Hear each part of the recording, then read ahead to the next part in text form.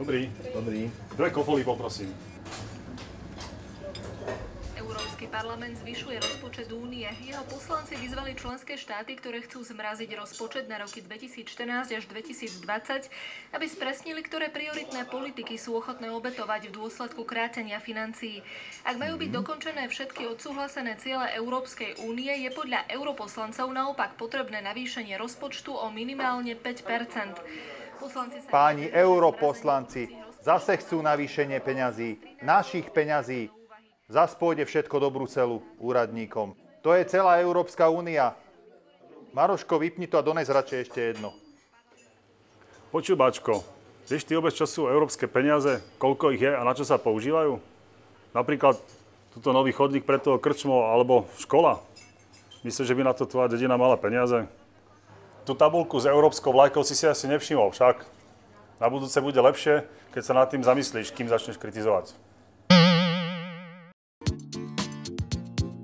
7 rokov členstva Slovenska v Európskej únii sa na vzhľade našej krajiny a prostredia, v ktorom žijeme, začína naplno odrážať. Opravy ciest, nové fasády škôl, zatepľovanie panelákov. Veľká väčšina z týchto projektov je spolufinancovaná zo štrukturálnych fondov Európskej únie. Tá však ide ďalej. Do roku 2020 si predsa vzala vybudovať modernú a prosperujúcu informačnú spoločnosť bez nečisťovania životného prostredia. A na to potrebuje presne naplánovať, koľko peňazí a do ktorých oblastí investuje. Dobrý deň. Aký máte názor na peniaze z eurofondov? No, myslím si, že sa to využíva aj v oblasti komunikácií, ako cestných komunikácií, takisto v školstve sú rôzne zaujímavé projekty a pre vedu a výskum. Z eurofondov? No, tie peniaze sa rozdeľujú tam, kde sa nemajú. Aký máš názor na využívanie eurofondov? Žiadny.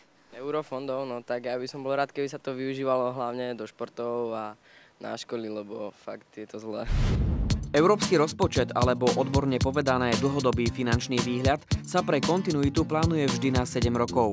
Ten najbližší na roky 2014 až 2020 predstavila Európska komisia v Bruseli koncom júna. Náš návrh sa zameriava na oblasti, ktoré prinesú pridanú hodnotu. Najväčšia časť peňazí je určená na podporu zamestnanosti, aby ľudia mali prácu. Takisto pôjdu peniaze na rast ekonomiky v súlade s Európskou stratégiou 2020. Po Európskej komisii je na rade Európsky parlament. Vstúpením Lisabonskej zmluvy do platnosti v roku 2009 získal nové právomoci a pri tvorbe európskeho rozpočtu má teraz významnú úlohu. Jeho poslanci tlmočia pozíciu občanov, ktorých zastupujú. Stále komunikujeme s jednotlivými občanmi únie, ale aj s podnikateľmi, ich zväzmi, s cirkvami, s odbormi, takže so všetkými voličmi. A oni nám hovoria, čo potrebujú. Aj poslanci Európskeho parlamentu zo Slovenska majú k rozpočtu čo povedať. Naši poľnohospodári potrebujú na to, aby boli konkurencieschopní, dotácie. Diaľnice by sa bez európskych peňazí stavali oveľa ťažšie a na školstvo a výskum domáce financie tiež nestačia. Európsky rozpočet by mal byť ambiciózny, nemal by byť škrtený, pretože mali by sme menej peňazí na čerpanie európskych fondov a na vyrovnávanie rozdielov medzi jednotlivými regiónmi. V oblasti poľnohospodárstva je našou prioritou dosiahnuť vyrovnanejšie a spravodlivejšie rozdeľovanie dotácií v porovnaní so starými členskými krajinami. Súčasťou kohéznej politiky Európskej únie je aj sociálna politika a prostriedky, ktoré sú určené na sociálnu politiku, na zamestnanosť, na rekvalifikáciu, na štart nového podnikania. A je veľmi dôležité dodržať proste investície, ktoré idú do politickej súdržnosti, kohéznosť a do ekonomických aktivít, aby Európa ostala konkurencieschopná. Tak musíme troška pridať, aby sme skvalitnili prípravu študentov, aby sme zlepšili vybavenie vedeckých pracovísk a aby sme boli informatizovaná spoločnosť. Konkrétnych príkladov je mnoho. Napríklad v Martine v mestskej časti Jahodníky zrekonštruovali školu za 870 000 eur. Európska únia prefinancovala 95% nákladov tohto projektu. Za tieto peniaze sa zateplila budova, vymenili sa okná, zateplila sa strešná krytina. Ročná úspora je asi 35% nákladov na energie.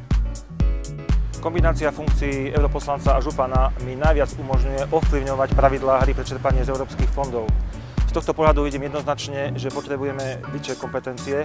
My najlepšie vieme, kde tie peniaze sú potrebné, či to je do opravy ciest, opravy škôl alebo budovanie inteligentných škôl. Z Slovensko je stále krajinou, ktorá z európskeho rozpočtu čerpá omnoho viac peňazí, ako doň vkladá. Tento systém funguje na princípe solidarity. V porovnaní s tým, čo dávame a čo dostávame, sme zhruba 500 miliónov v pluse.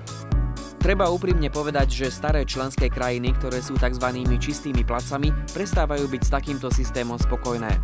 Môžem zaručene povedať ako poslanec práve z výboru pre regionálny rozvoj, že je aj navýšenie v novom rozpočtovom programe a myslím si, že Slovensko nebude mať menej prostriedkov v období medzi 2014 a 2020. Ako vidno, Európsky parlament má v procese tvorby dlhodobého rozpočtu Európskej únie veľmi významné slovo.